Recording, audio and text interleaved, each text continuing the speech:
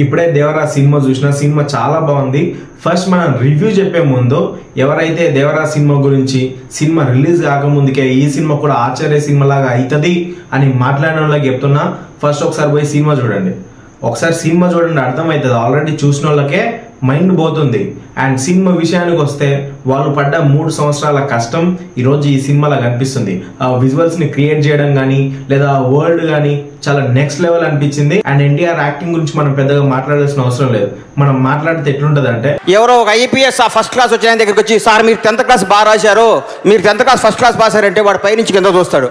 అలాగే ఆయన చూడని బ్లాక్ బాస్టర్లా, ఆయన చూడని ఇండస్ట్రీ ఇట్లా, ఆయన చూడని చరిత్రలా. ఈ సినిమాలో సాంగ్స్, బీజిఎంస్, డైలాగ్స్, ఫైట్స్ అన్ని చాలా బాగుంటాయి. అండ్ ఈ సినిమాలో ఎమోషనల్ సీన్స్ కొన్ని ఉంటాయి.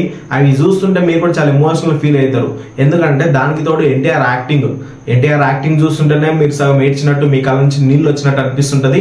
అండ్ సినిమా గురించి నేను ఒకటే చెప్తున్నా, ఎవరైనా దేవరా సినిమా గురించి నెగిటివ్ గా మాట్లాడితే వాళ్ళకి ఒకటే చెప్పండి, అరే నీకేదో ప్రాబ్లం ఉంది, ఫస్ట్ పోయి నువ్వు హాస్పిటల్ చూయించుకో అని చెప్పండి. ఎందుకంటే సినిమా ఇటు అందులో డౌటే లేదు. అండ్ మన డైరెక్టర్ త్రివిక్రమ్ గారు చెప్పినట్టు రేపటి నుంచి దేవర నామ సంవత్సరంగా ప్రకటిస్తున్నది.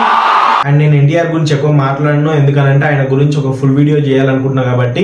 అండ్ మీరు ఎవరైనా ఇంకా దేవరా సినిమా చూడకపోతే తొందరగా టికెట్ బుక్ చేయండి, పోయి చూడండి.